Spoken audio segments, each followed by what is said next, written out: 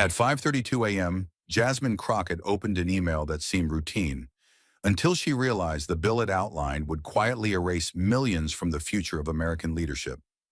By midday, the cameras were rolling, and she stood inside a packed congressional hearing, staring down Marjorie Taylor Greene, the bill's fiercest defender. This wasn't a debate about eligibility. It was a battle over whose stories were deemed worthy of leadership and whose were quietly erased. Jasmine didn't raise her voice, but what she said made the room freeze. She exposed not policy, but strategy, disguised discrimination coded into law. So what did Jasmine say that made Congress go silent and America sit up and listen? Stay with us. This is a story worth every second of your time. At exactly 5:32 a.m., before Washington, D.C. had even begun to wake, a sharp vibration shook Jasmine Crockett's phone off the edge of her nightstand. The screen flashed with a familiar alert, one she had set to bypass silent mode. A new federal bill had been introduced. Eyes still heavy with sleep, Jasmine dragged herself from bed, wrapped in a robe, and opened her laptop in the dim light. The subject line glared at her with surgical coldness. Federal Integrity and Eligibility Reform Act introduced. Summary attached. She paused. The name was too polished, too neutral. In her experience, legislation that used words like integrity and reform often meant something else entirely. She opened the summary file. Her eyes scanned the bullet points. By the end of the third clause, her fingers stopped typing. She froze, completely still. The coffee machine across the room hissed into silence. In front of her was a bill that, on the surface, seemed standard, but each line was an execution order hidden in plain sight. Clause 1. All candidates for federal office must provide evidence of 10 consecutive years of uninterrupted federal income tax contributions. Clause 2. No candidate may have received any form of government assistance, including but not limited to food stamps, housing support, unemployment benefits, or Medicaid at any point in their life. Clause 3. Candidates must not have any criminal history whatsoever, including expunged charges, juvenile offenses, or dismissed cases. Jasmine exhaled slowly, but the air felt heavy in her lungs. She whispered to herself, "That's not eligibility. That's engineered exclusion." Her voice broke the stillness like glass cracking under pressure. Within minutes, she was fully dressed and storming into her Capitol Hill office. The sky outside was still pitch black.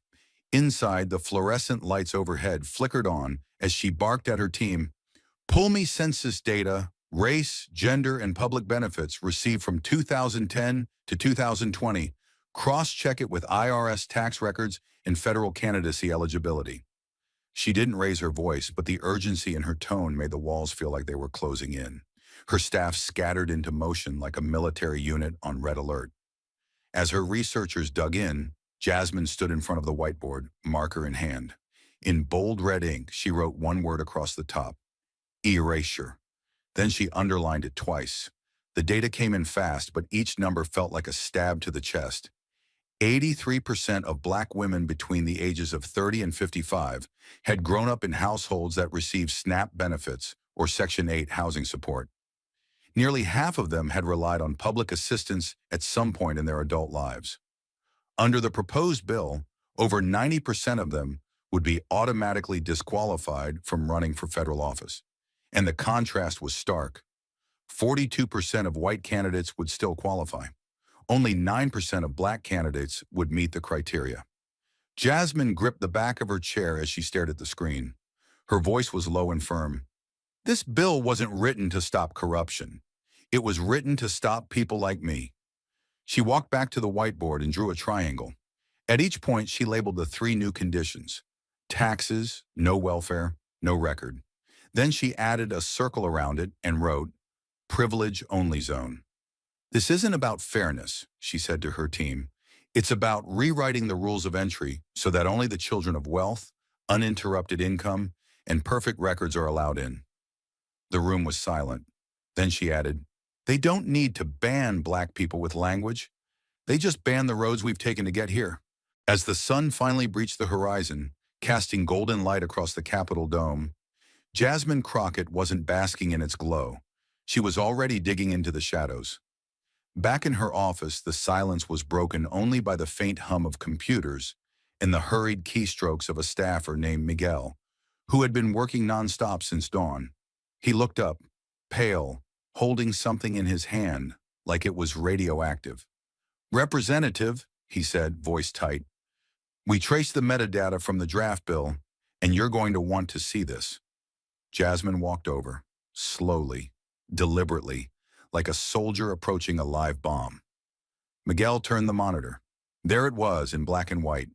Project Eliminate. The file hadn't just come from anywhere. It was created, uploaded, and last modified on a secure drive in the legislative office of Representative Marjorie Taylor Greene. No code names, no euphemisms. Just the word eliminate, cold, unfiltered intent, sitting right in the open like it had nothing to fear. Jasmine's hand curled into a fist at her side, her knuckles whitening. She stared at the name on the screen as if it had insulted her mother to her face. For a moment, she said nothing. Then she leaned in close and whispered, "They weren't trying to fix the system. They were trying to erase the people inside it." Across the room, her team exchanged glances, the mood turning from disbelief to something darker, controlled fury. "Print it," she ordered. "Print every single version, every note, every edit. I want a forensic trail from the first word to the last period." Miguel nodded, already hitting keys. Outside, morning traffic honked faintly, but inside, the war had already started. Jasmine didn't need a press conference, not yet. She needed the truth, and this file was a smoking gun. Just as the printer began spitting out the damning pages, another alert pinged Jasmine's inbox. It was from an encrypted address, no name, no traceable signature. The subject line read only, "Confirmation, internal intentions of drafting team." She clicked it open, her heart pounding. Inside was a message, short and lethal. "I was one of the staffers assigned to code the draft eligibility filters. The goal was always to suppress low-income and minority candidates, particularly black women. The language was designed to look neutral. The algorithm was not." Jasmine's eyes scanned every line, absorbing it like a wound-absorbing salt. It wasn't a conspiracy theory. It was real. Someone inside had just confessed to weaponizing legislation with precision data. And now the evidence was in her hands. She printed the email and laid it beside the file draft. Together, they read like a blueprint for political genocide, one of opportunity, not blood. "They didn't just write a bill," she said, her voice shaking with control. "They engineered a purge, one that would disqualify entire communities by the metrics of their survival." Her staff stood frozen, watching the gravity settle like dust after an explosion. Jasmine reached into her drawer and pulled out a red pen. She circled the word eliminate on the file printout and wrote in the margin, "This is not reform. This is selection by exclusion." Then she looked up, eyes sharpened into blades. "And I'm going to expose every last piece of it." The emotional toll clung to the walls like static. No one spoke. No one needed to. They were no longer reacting. They were preparing. Jasmine straightened her shoulders and walked to the window. The city moved as if nothing had happened, as if democracy hadn't just been quietly poisoned on a congressional server. She whispered to the glass, not for herself, but for every girl who'd ever been told she was too loud, too poor, too black to lead. "If they think we'll let them delete us with a spreadsheet, they've chosen the wrong damn story." With damning evidence now in her possession, Jasmine Crockett prepared for the next war front. Not the courtroom, but the camera, where reputations are crafted and silence can be louder than law. It began, as many political ambushes do, in a crisp, air-conditioned Fox News studio bathed in red, white, and filtered approval. Marjorie Taylor Greene sat straight back beneath the chyron, fighting for integrity in Washington. Her tone was deceptively calm, but the venom behind her words seeped through like oil beneath polished marble. "This country was built by people who gave to it," she said, lips curling slightly. "And now we're supposed to be led by people who took from it?" The host nodded approvingly, barely concealing his satisfaction. Greene didn't pause. "Congress should be for contributors, Those who've worked, paid taxes, built businesses, not for individuals who've lived off handouts and expect us to call it resilience. The message wasn't coded. It didn't have to be. It was a grenade disguised as policy, a direct swipe at anyone whose story didn't start in comfort. She finished with a chilling line, delivered as if she were reading a bedtime story. It's time we stop pretending that dependency is a qualification for leadership. That quote ricocheted across media outlets within minutes. Clips exploded across Twitter and Facebook, accompanied by incendiary captions. MTG calls out the welfare class in Congress. Greene, no more victims in office. But for Jasmine Crockett, it wasn't just a headline. It was an invitation to war. 6 hours later, under the cool lights of MSNBC's DC studio, Jasmine sat alone in front of a matte black backdrop. There was no decorative flag, no soft piano music, just the red light of the camera, glowing like a signal flare. The anchor barely finished his introduction before Jasmine leaned forward and spoke with the calm precision of someone sharpening a blade. "When I was 9, she began, my mother came home from the night shift and walked me to the corner store with an EBT card. She didn't look ashamed. She looked tired. She looked like someone trying to survive a country that always demanded more than she had." She turned directly to the camera. No script, no notes, just fury dressed in poise. "I used food stamps. I ate from free lunch programs. And I am not ashamed of that. I am proud of the fact that I came from struggle and still chose to serve." Her voice deepened with purpose. What Representative Greene said isn't just cruel. It's a symptom of a government that wants to be run only by the untouched, the untested, the unscarred. She thinks paying taxes is the only proof of contribution. But what about the people who gave this country their labor, their loyalty, their lives, without ever seeing a return? She paused, let that question settle like a weight on the room. If my childhood on Snap disqualifies me, then we're not measuring worth. We're gatekeeping humanity. She continued without blinking, her voice now steely and unflinching. "Let's tell the truth," she said. "This isn't about integrity. It's about invisibility. Greene wants a Congress that looks like a gated community. No renters, no debt, no broken histories. Just sanitized success stories. But here's the problem with that. This country was not built by sanitized stories. It was built by people who fell, who got back up, and who learned how to govern with compassion because they had to survive first." In the studio, the anchor sat still, eyes wide, almost reverent. No cue cards, no commercials. Just Crockett, reshaping the narrative in real time. "And let me say this," she added, her voice softening, but not weakening. "If standing here as someone who once relied on help makes me unworthy in Marjorie Taylor Greene's America, then maybe America needs to re-examine what worthy really means." The camera lingered as she looked down briefly, then raised her eyes with unmistakable defiance. "I didn't inherit a platform. I built one. With truth, grit, and food stamps. And I will never apologize for that."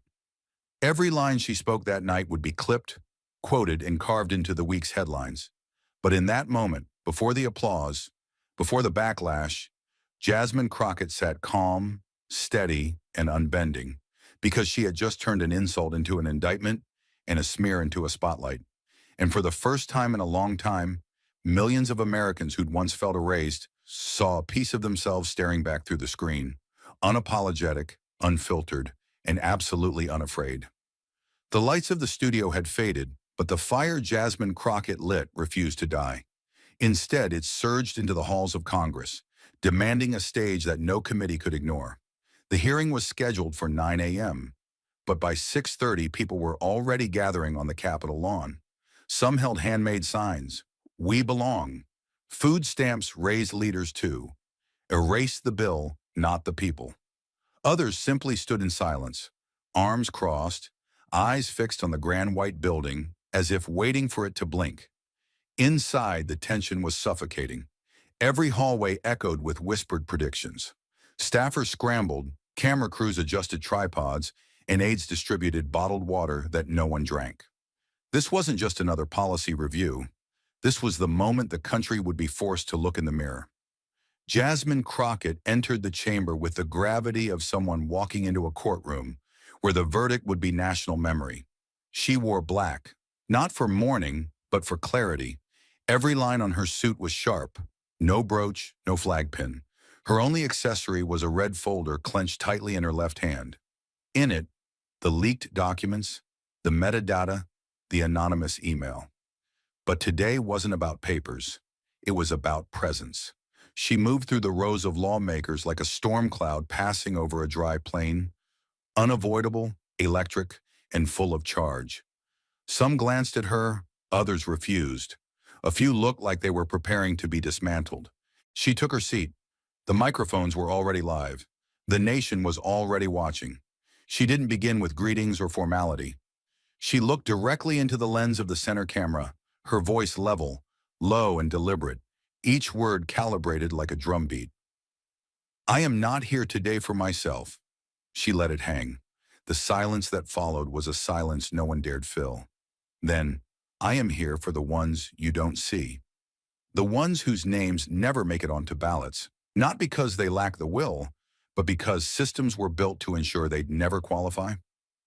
Her voice remained calm, but there was iron beneath it. This bill was not written to promote fairness. It was written to enforce memory, one narrow, privileged version of who deserves to lead. She held up the bill, her fingers pressing the pages like a surgeon holding something diseased. 10 years of uninterrupted taxes, no history of assistance, no record, no matter how long ago or how unjust the charge. Let me be clear, these are not standards, these are weapons.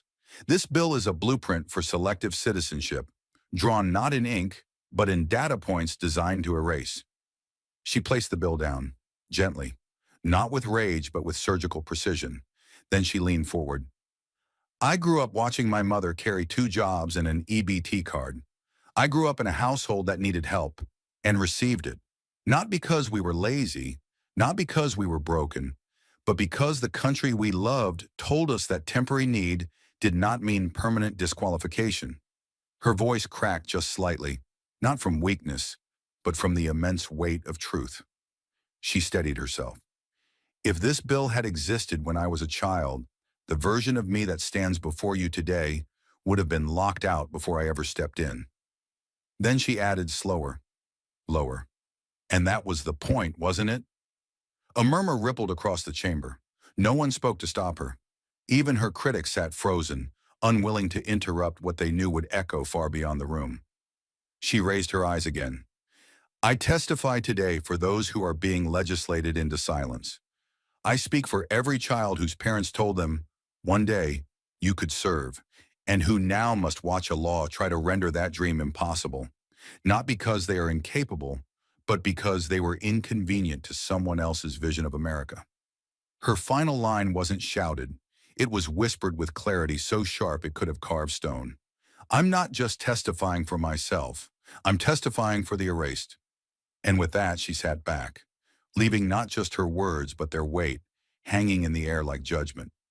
The chamber had gone quiet, not out of respect, but because something irreversible was beginning to stir, and Jasmine Crockett was at the center of it, unfolding a reckoning disguised as legislation. She held the printed bill with both hands, the pages no longer trembling, but firm, like a courtroom exhibit. Her voice was steady, clipped, and deliberate, as if she were chiseling the words into marble. "Let's not pretend this is just policy," she said. "Let's read it for what it truly is. A blueprint for exclusion disguised as a test of integrity." She lifted her eyes. "Clause 1, 10 consecutive years of federal tax contributions." She paused. "So let's talk about someone who wouldn't pass." She held the room with silence, then dropped the name. Barack Obama. The reaction wasn't vocal, but it rippled. An audible shift in posture, a sudden intake of breath. "Raised by a single mother," she continued, eyes narrowing, "who needed food stamps to keep the lights on. Under this law, he would not have met your standard." She moved forward with the bill still in her hands, like a witness carrying proof of a crime. Clause 2, no history of receiving public assistance. Ever. She let the weight of the word ever hang. "Doctor?" Kenyatta Ross, she continued, first-generation college student, graduated Harvard Medical School, now a trauma surgeon who rebuilt her community hospital. She walked slowly across the chamber, eyes locked on the committee. She received Medicaid while studying and working overnight shifts to survive. This bill would erase her before she could ever run. She raised her voice just slightly, enough to slice through the hush. Not because she isn't intelligent, not because she isn't capable, but because she once said, "I need help." She stopped in front of her seat, bill at her side, and stared down its authors like a verdict. Then her tone dropped, tighter, colder. Clause 3, no criminal history, including expunged or dismissed records. She didn't blink. Sergeant Malik Jones, U.S. Army, 2 tours, Bronze Star, came back with PTSD, 1 arrest after a panic episode at a gas station, charges dismissed, record sealed. Her voice caught slightly, not from weakness, but from fury that had found its focus. Today, he runs a crisis intervention program for fellow veterans. He saves lives, but this bill would call him unfit to lead. She didn't ask permission to pause. She let the weight of that truth sit, heavy and unforgiving. Then slowly, she turned her body to face the full chamber.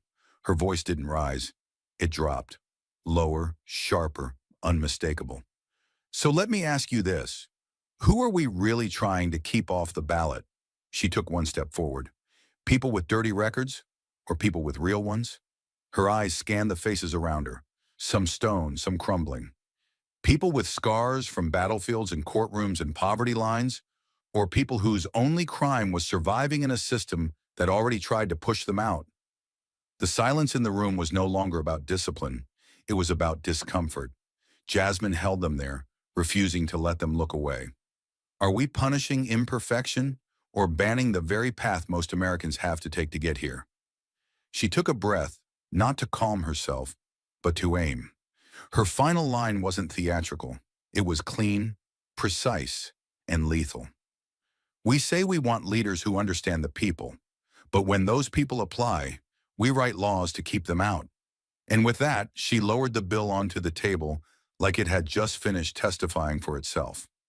The chamber was still reeling from the examples Jasmine had laid bare, but the silence was short-lived, fractured by a slow, deliberate clearing of the throat from across the aisle, followed by a voice laced with contempt disguised as composure.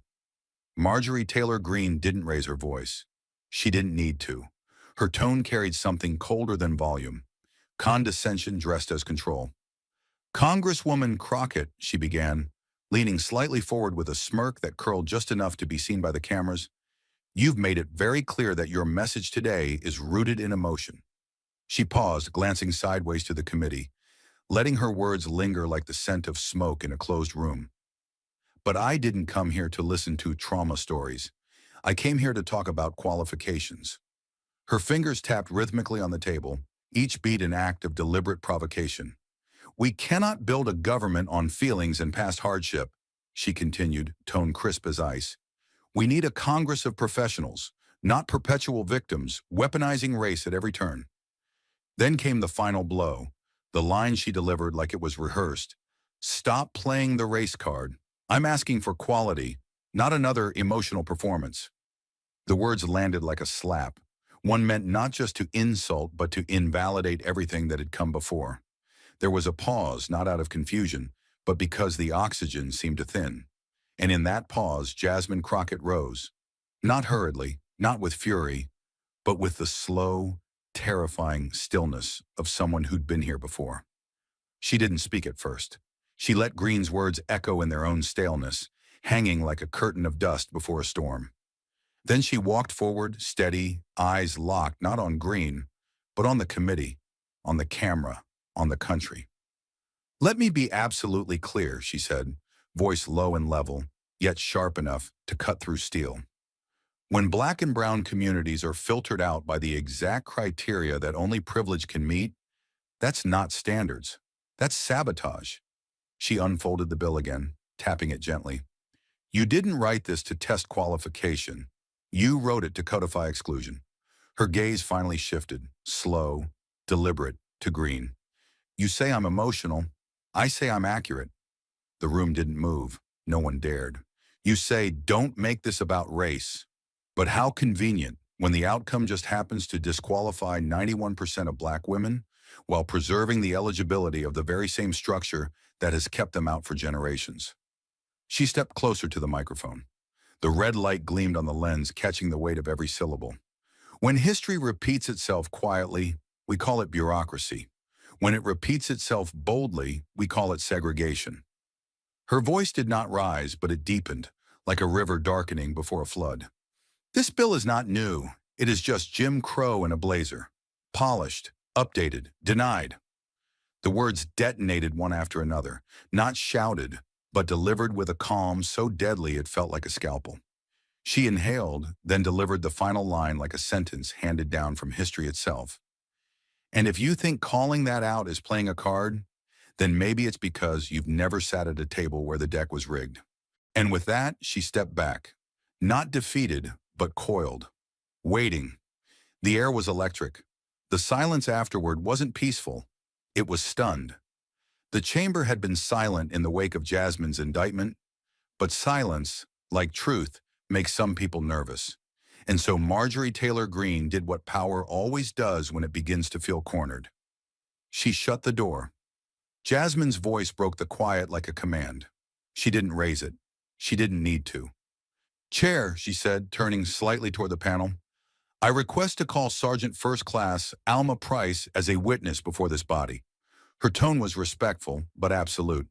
She is a retired Army veteran, 32 years of decorated service, Bronze Star, 2 deployments. She's here to speak not just as a soldier, but as someone who lived what this bill punishes. The camera turned briefly toward the woman seated behind Jasmine. Alma Price sat straight-backed in her pressed navy jacket, silver hair tied tight, a thin folder in her lap, and a calm, almost military stillness in her eyes. She didn't blink. She didn't smile. She was prepared, not to speak for herself, but for those long forgotten. But just as the chair opened his mouth to respond, another voice cut through the room, flat and dismissive. "Objection," Marjorie Taylor Greene said, not looking up from her binder. Her voice was steady, her face unreadable. "The proposed witness is not qualified under House Rule 9B.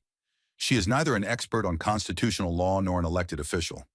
She paused, then added with a thin smile that didn't reach her eyes, "With all due respect, this hearing is about eligibility, not autobiography." A few staffers shifted in their seats. A thin ripple of tension rolled through the chamber like static. The chair hesitated, visibly uncomfortable, then gave the ruling. "Objection sustained. The witness is disqualified from testifying." There was no noise from the gallery, just a stillness that suddenly felt suffocating. Jasmine turned, slowly, deliberately. Her hand rested on the table, steady as a heartbeat. "Disqualified," she repeated softly. "That's what you're calling her?" She walked to the edge of her desk, just close enough that her voice carried like thunder restrained. "She qualified to be deployed into combat zones under fire, qualified to follow orders that risked her life, qualified to salute the same flag that flies over this building." Her voice didn't waver. It deepened. She stood guard while others slept. She buried brothers in uniform. She lived through bullets, trauma, and silence. Jasmine paused, just long enough for the room to realize it was holding its breath. Then she said, "But because she accepted housing assistance after coming home, you say she is not qualified to testify?" Her words were no longer sharp. They were surgical. She was qualified to die for this country, but not qualified to speak in front of it? It wasn't a question. It was an indictment. Her eyes scanned the room slowly, one face at a time, and no one met her gaze. She looked back to Alma Price, who had not moved. The veteran sat still, composed, her hands folded over the folder in her lap like she was still holding a rifle. Her face didn't show pain, but Jasmine knew better. This wasn't just about dignity. It was about erasure, a system that would praise a woman in uniform on Veterans Day, only to silence her when she tried to speak on her own terms. Jasmine's voice dropped lower, a warning cloaked in calm. "If this is how we treat those who served, imagine how we treat those who never wore a uniform, but dared to dream of leading." Her hand rested over the bill again. This isn't eligibility. This is disqualification by design. And with that, she sat down, slowly, intentionally. She didn't need applause. She didn't need affirmation. She had just exposed something raw, brutal, and undeniable, and no procedural objection could put it back in its box. The denial of a soldier's voice had left the room cold. But Jasmine Crockett wasn't finished. She hadn't just come to defend the wounded.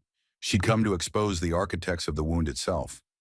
She opened the red folder slowly, the room watching her fingers like they were unraveling a confession.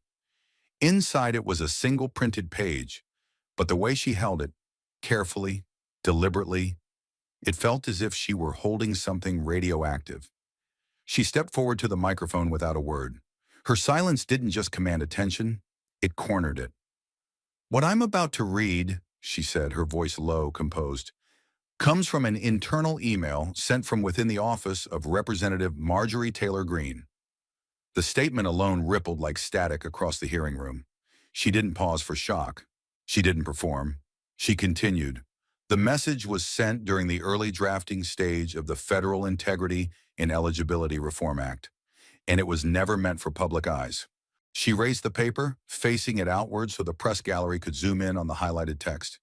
It reads, and I quote directly, "Ensure exclusion algorithms prioritize low-income Black women, particularly those with Section 8 or housing voucher records. These profiles show low legal resistance and minimal public defense risk." The words landed like a body hitting concrete. The silence was not polite. It was stunned, the kind of silence that empties air from the room. Jasmine remained perfectly still. Her voice didn't rise, it dropped. This wasn't an accident. This was an instruction.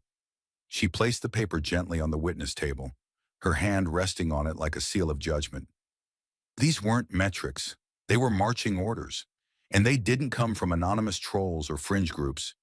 They came from inside this building, from a sitting member's legislative office. She looked straight across the room, eyes locked on nothing and everything. And the people targeted weren't criminals. They weren't unqualified. They were simply demographically convenient to remove. For a moment, the walls of the Capitol felt too tight, as if even the architecture itself knew something was wrong. Reporters began typing furiously, camera shutters clicked, but Jasmine's voice cut through the noise like a slow blade. "You didn't build this bill to protect the integrity of elections.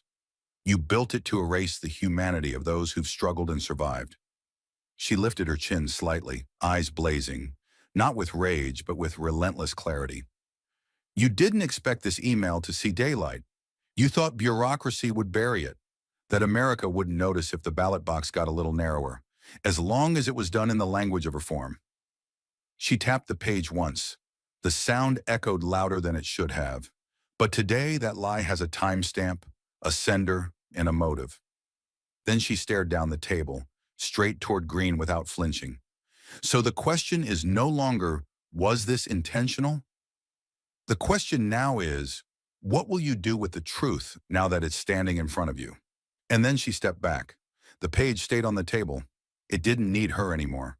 It was already burning. The weight of the exposed email still hung in the air like smoke from a controlled detonation.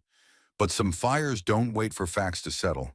They flare from within, fueled by pride, fear, and the instinct to deflect.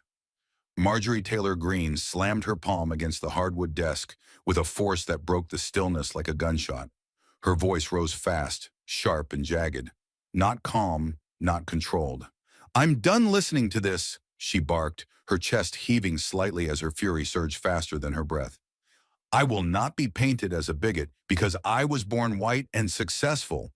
Her eyes darted across the room, looking for nods that never came. She pressed forward, fists clenched, as if outrage alone could hold her upright. "This isn't about race. This is about responsibility," she snapped, voice cracking under its own weight. "You keep implying that success is privilege, that structure is oppression. But maybe the real problem is people who don't want to work as hard as I did." She jabbed a finger in Jasmine's direction. "Not with policy, but with personal resentment. Stop blaming people like me for a system we didn't create." The silence that followed was suffocating, not out of awe but recoil. The air itself had stiffened, coiled tight, holding the room hostage. Jasmine didn't speak right away. She let the echo of Greene's voice die naturally, let it ring and wilt on its own. Then she leaned forward, slowly, deliberately, as if lowering a scalpel, not to cut, but to reveal. Her voice was quiet, clear, and devastating. "Congresswoman Greene," she said, "I never once mentioned your name when I spoke of systems. I never once said the word white." She paused, not to hesitate, but to let the truth breathe. "I spoke of laws, of data, of outcomes. I named no villain, no race, no face. But if what I described made you uncomfortable, made you feel exposed, then I suggest you ask why." Her tone didn't mock, it didn't accuse. It held up a mirror and asked the room to look. "I did not say you were the problem," she continued, softer now, more precise. "But if you felt yourself in the story of exclusion, then perhaps you've recognized something that was never mine to place on you." The room seemed to narrow around her words. Greene was still standing, but her fury now looked isolated, like a signal sent into static. "Reflection," Jasmine said, "is not an attack. It's a reckoning." She folded her hands slowly in front of her, not in defiance but in composure. Guilt often shouts the loudest in rooms where truth only needs to whisper. And she said nothing more. The silence after that was different. Not stunned, but seismic. The hearing chamber had gone quiet, but the silence didn't last long. It spilled out of the building and shattered in the streets, where truth, once spoken aloud, could no longer be ignored. By dawn the next day, the streets were no longer still. In Washington, D.C., protesters gathered outside the Capitol with signs that screamed into the wind. "We belong. You can't ban our stories." Jim Crow in a suit still smells like smoke. They came not just in hundreds, but in waves. Mothers with children on their hips, veterans in worn uniforms, college students with their tuition bills folded in their pockets like protest badges. Some marched in silence. Others chanted with hoarse, angry voices. The morning news tried to stay neutral, calling it a coordinated demonstration. But the footage told a different story. This was a reckoning. Jasmine Crockett's words from the hearing played on loop across every screen. "She was qualified to die for this country, but not to lead it." That sentence had cracked something in the public. Now the people were pouring through it. By afternoon, it wasn't just D.C. Chicago, Atlanta, Oakland, Detroit, Philadelphia, Houston, and parts of rural Kansas. Yes, Kansas had taken to the streets. Not in riots, in testimony, in breathless, furious movement. At a subway station in Brooklyn, a group of nurses blocked the turnstiles holding banners with state Medicaid cards taped to them, each labeled with the words, "Disqualified under this bill." In front of City Hall in Los Angeles, an elderly woman sat quietly in a folding chair, holding a photograph of her younger self in military fatigues. A sign at her feet read, "You thanked me for my service. Now you silence my vote." Cameras caught it, and the image went viral within an hour. Jasmine hadn't just spoken. She'd struck a chord buried so deep in American soil that when it rang, the entire country trembled. Civil rights organizations were the first to mobilize. Within 24 hours of the hearing, the Southern Poverty Law Center, the ACLU, and Color of Change issued joint statements calling the bill a coded resurrection of voter disenfranchisement. Planned Parenthood joined, Human Rights Campaign, Unidas US, the National Council of Churches. Even more striking, the American Legion, typically slow to engage in legislative disputes, released a rare statement from its national office.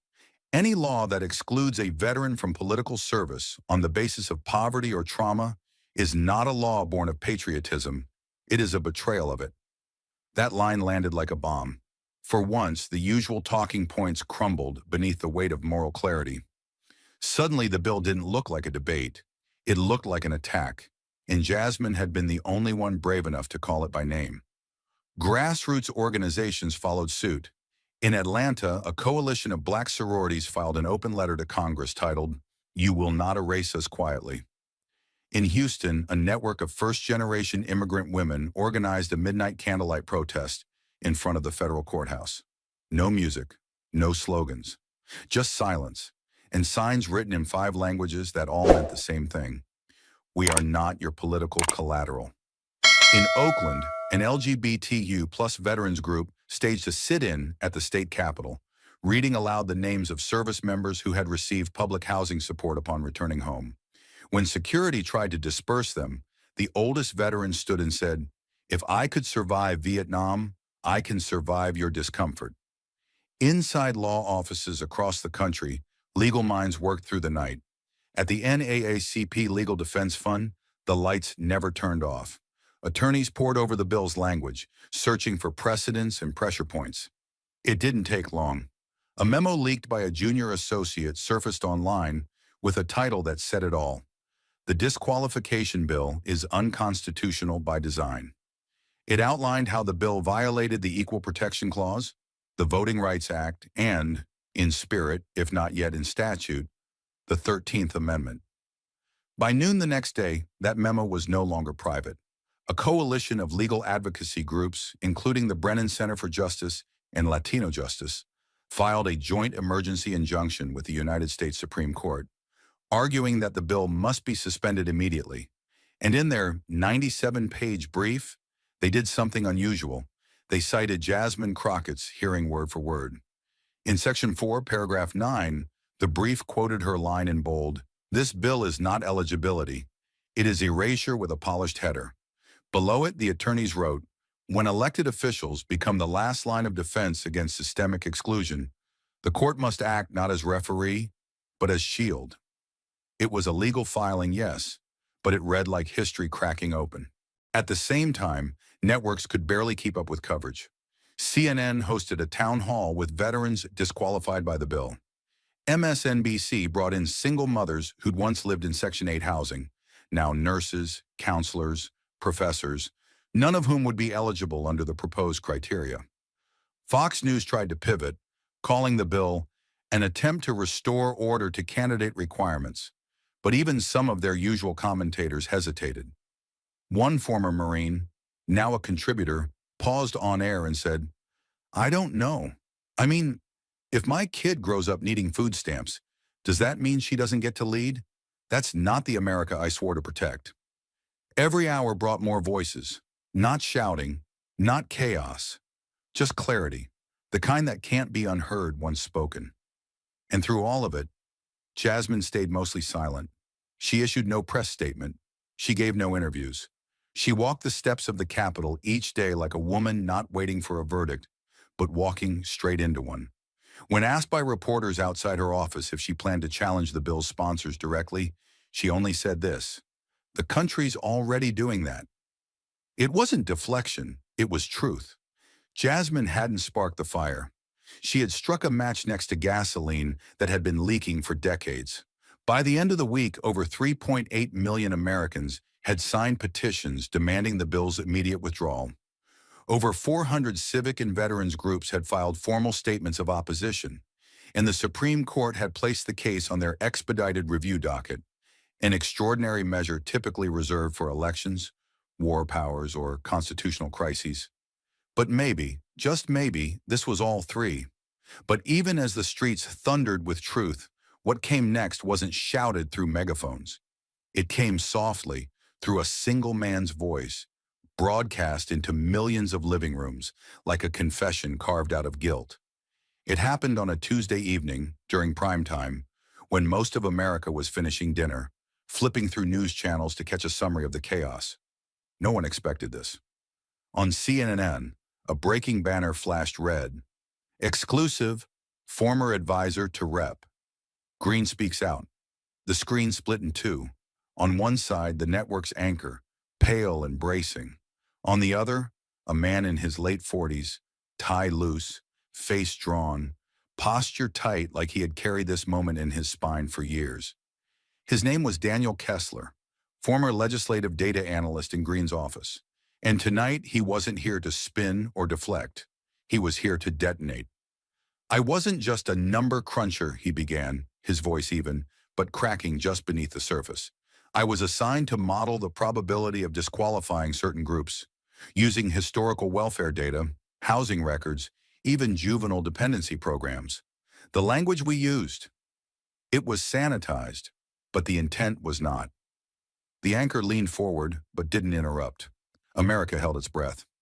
I ran simulations that measured how many black women would be excluded from federal candidacy if we used certain eligibility filters.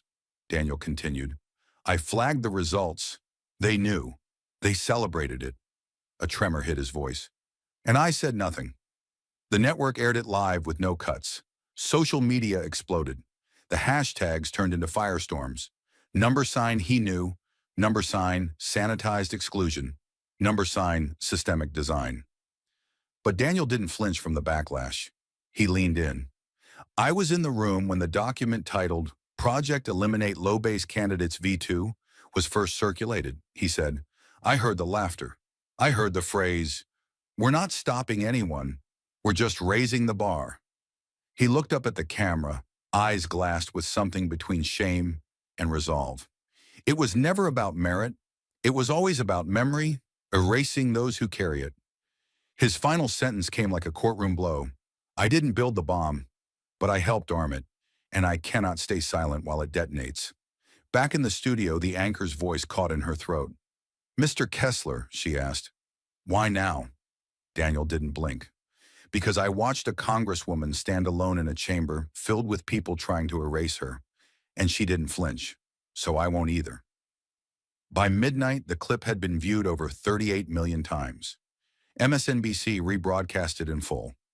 CBS ran a special report titled Exclusion by Design, the Political Architecture of Disqualification. Even Fox News couldn't ignore it. One guest analyst admitted, if even a fraction of what he says is true, this bill's future is in constitutional hospice. Op-eds surged. Editorial boards, once hesitant to take a stand, now issued clear denunciations of the bill. But beyond the media, beyond the analysis, something else shifted. Something quieter, heavier. The tone of the national debate collapsed under the weight of proof. In homes across America, people rewound the clip to one particular line. It was never about merit. It was always about memory, erasing those who carry it. That sentence didn't just indict a policy. It lit up the whole architecture of legislative exclusion that had gone unspoken for generations. Suddenly, people were asking the right question. What else has been designed this way? Capitol Hill panicked. Within 36 hours, several of Greene's aides were subpoenaed by the House Ethics Committee. A whistleblower hotline set up by a civil liberties watchdog group received over 200 tips in the first night, many from former staffers across party lines. Leaked memos, Slack messages, internal memos referencing demographic compliance sweeps. It wasn't just one man anymore. It was an avalanche. Jasmine Crockett hadn't just sparked public fury. Her presence had shaken the stone loose from a dam built on silence.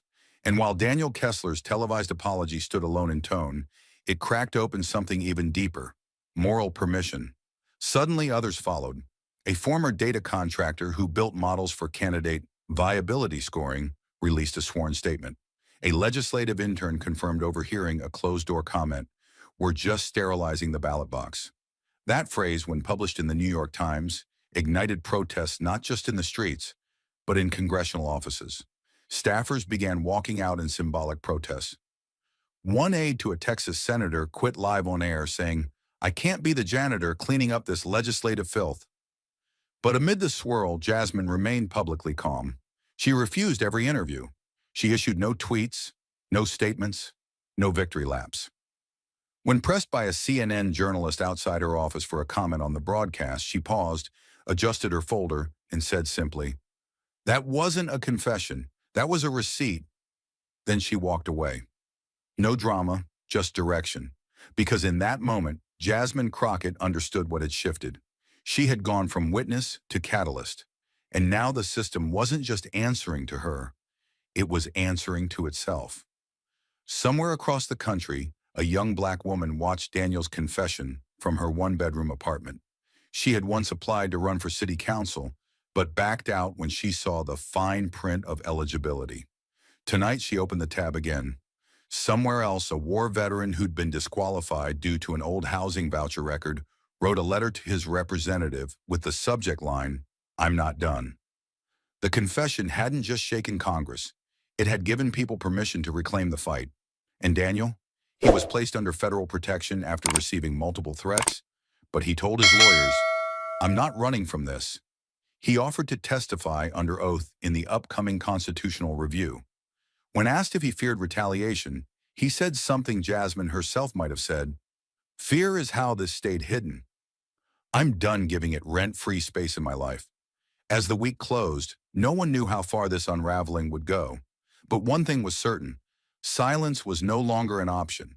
And in a nation built on amnesia, someone had finally chosen memory. After the televised confession and the surge of nationwide protests, something shifted, not just in the halls of power, but in the rhythm of the republic itself. The storm Jasmine had sparked was no longer a warning. It was an unstoppable reckoning.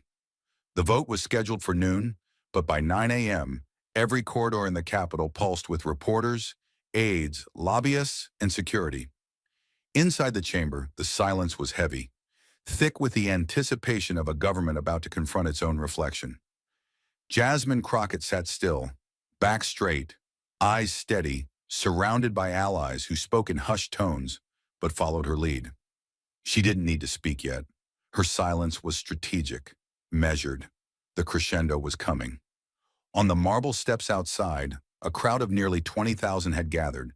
Vietnam veterans in faded jackets, immigrant mothers holding signs in Spanish and Vietnamese, young students with homemade banners that read, "This bill doesn't see me."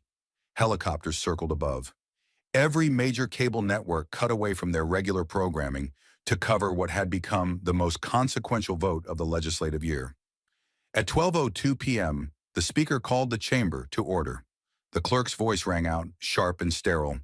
"Roll call vote for the motion to suspend House Bill 2873, the Federal Integrity and Eligibility Reform Act." One by one, names were called. The giant digital board lit up. Green for aye, red for nay, yellow for abstention. For 10 seconds, nothing seemed out of the ordinary. But then came the cascade. Green, green, green, more green. By the time the tally reached 100, even the most seasoned political operatives began whispering to each other in disbelief. By the time it hit 200, gas broke out across the room. At 273, the speaker banged the gavel. "Motion carried. The bill is suspended." The chamber erupted, not in chaos, but in controlled electricity. There were no cheers, no applause from Jasmine's side. Only the weight of validation. Jasmine exhaled. Not relief, confirmation. What she had fought was not just legislation, but a coded attack cloaked in bureaucracy. And now it was dead. But the story did not end there. Almost immediately, the Ethics Committee issued a formal press release from room 342B. The heading was brutal in its clarity. Formal investigation opened. Representative Marjorie Taylor Greene. Allegations of legislative abuse and racially discriminatory conduct. The statement cited 3 damning pieces of evidence.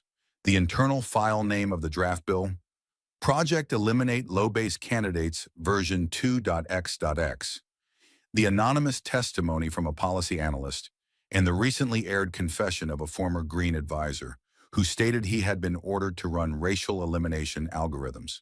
Together, they painted a picture not of accidental oversight, but targeted exclusion masked as reform. In the Capitol Press Gallery, phones buzzed nonstop as outlets from NPR to Fox scrambled to update headlines.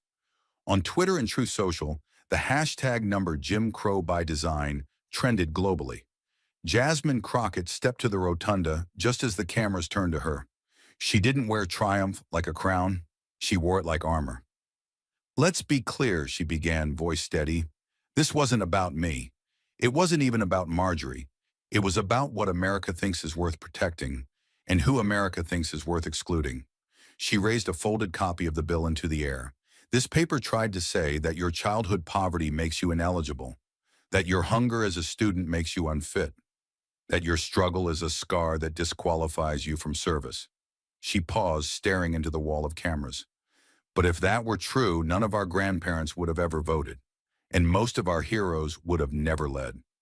Behind her, A slow rumble of applause grew, not just from Democrats, but independents, veterans, and even two Republican freshmen who had crossed the aisle. Meanwhile, Marjorie Taylor Greene was nowhere to be seen. Back in her office, blinds drawn and staff tight-lipped, she issued a two-line statement via email. "I only wanted the best for America. I regret that my intentions have been misunderstood." The public, however, wasn't buying it. Her previous quotes, "We don't need welfare queens in Congress," were replayed across networks. Her mockery of Jasmine's childhood, her dismissive tone about veterans who'd once needed food stamps, everything resurfaced. Even former allies began distancing themselves. One senator told Politico off record, "She went too far. She made it racial, then acted surprised when people saw it for what it was." Editorial boards across the country condemned her. Protesters gathered outside her district office holding mirrors with signs, "Look at what you built." Even in conservative strongholds, veterans groups began releasing statements. One retired Marine from Texas, who had voted for Greene twice, recorded a viral TikTok. "I received food stamps when I came home from Fallujah. If that makes me unfit for democracy, then maybe democracy forgot who it was built for." Meanwhile, legal scholars debated whether her conduct merited censure or expulsion. The House Ethics Committee began calling witnesses. Subpoenas were prepared. One staffer was overheard saying, "If she doesn't resign, the hearings will break her legacy in half." But Jasmine didn't linger on the scandal. Her mind was already on the next battle. Outside the Capitol, she found a quiet spot near the World War II memorial and sat beside a black woman in a wheelchair, holding a sign. "I served. I struggled. I still matter." Jasmine knelt beside her. "You do," she whispered. "You all do." In that moment, without podiums or cameras, she looked not like a congresswoman, but a daughter of the same story. One who had refused to let injustice speak louder than truth. And across the country, from kitchens in Detroit to classrooms in Phoenix, her words lived on. If laws are built to erase your path before you even begin it, then they were never laws. They were barriers. In the aftermath of the vote, as the dust settled across Capitol Hill and the protests quieted to whispers of legacy, there was still one thing left to be said, and only Jasmine could say it. The nation held its breath. Every network cut to a live feed from the east steps of the Capitol. The podium had no banner, no party insignia, only the seal of the United States and a single sheet of white paper resting in front of the microphone. Jasmine Crockett approached it slowly, methodically, as if each step held the weight of the people she carried with her.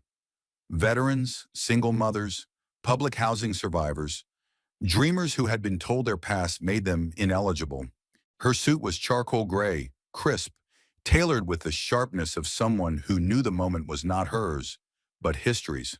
Her eyes scanned the horizon, rows of reporters, clusters of civilians, camera drones hovering mid-air like silent sentinels. A light breeze passed, lifting the corner of the paper. Jasmine held it down with one hand, the other gripping the edge of the podium, as if anchoring herself to the ground she had just redefined. Then she spoke.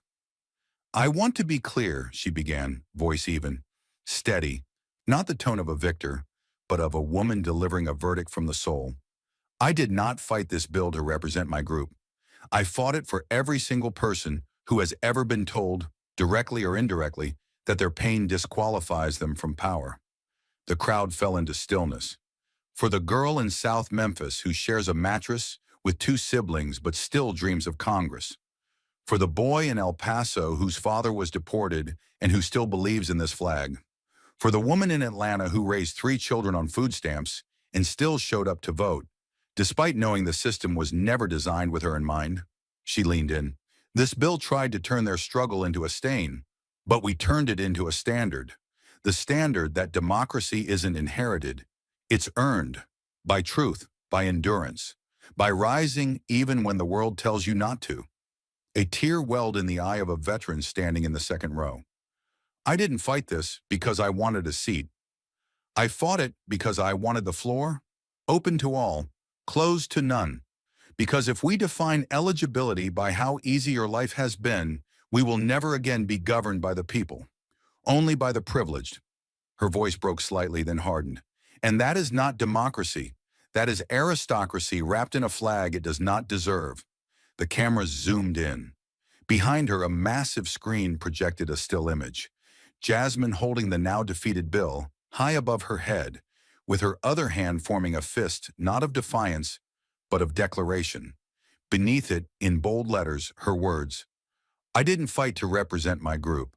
I fought so everyone deemed ineligible could still dream and still run." A hush swept over the gathering like a sacred pause. In living rooms from Chicago to Charleston, tears flowed freely. On Twitter, her quote trended globally under number right to run. Schools began printing posters of it. College classrooms held discussion panels. Law professors rewrote syllabi. Even critics, forced to reckon with what had unfolded, conceded. This was not about left or right anymore. This was about who gets to be seen as American. Weeks later, the National Museum of Civil Rights unveiled a new wing, the Modern Fight. Its final exhibit stood in a marble rotunda under a dome of soft, diffused light.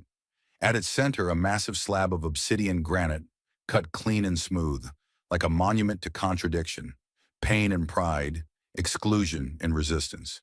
Etched into the stone, Jasmine's words gleamed in gold leaf.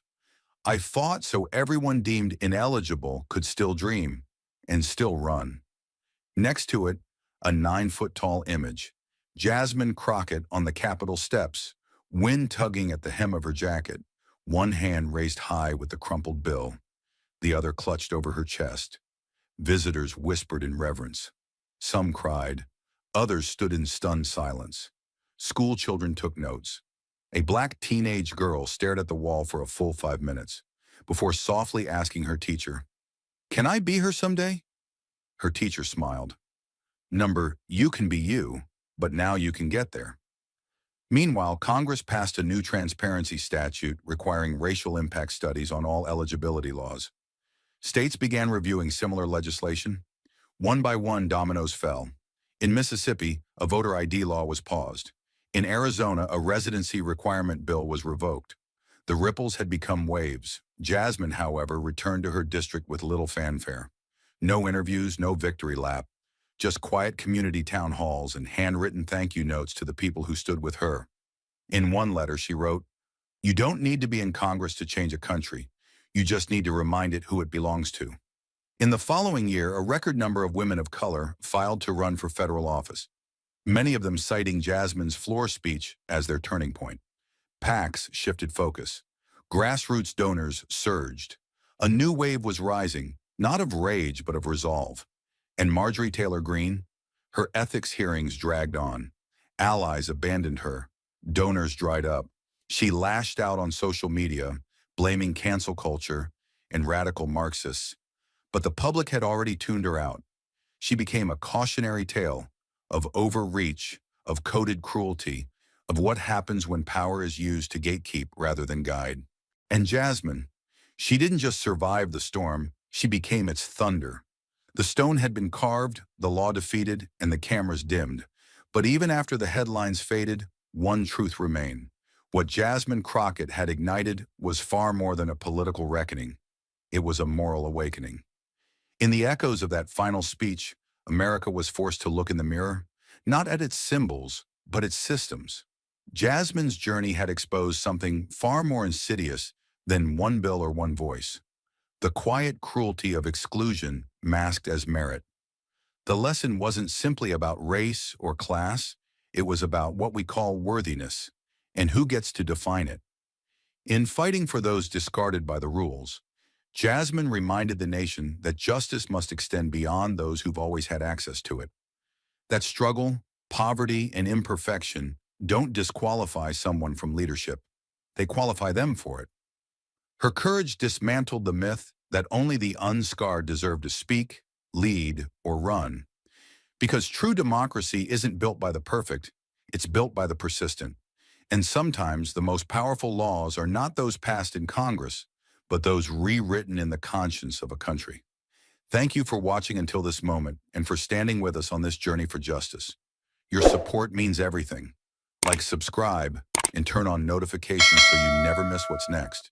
And we'd love to hear your thoughts. Leave a comment below and let us know what moved you most in this story. Together, our voices make a difference.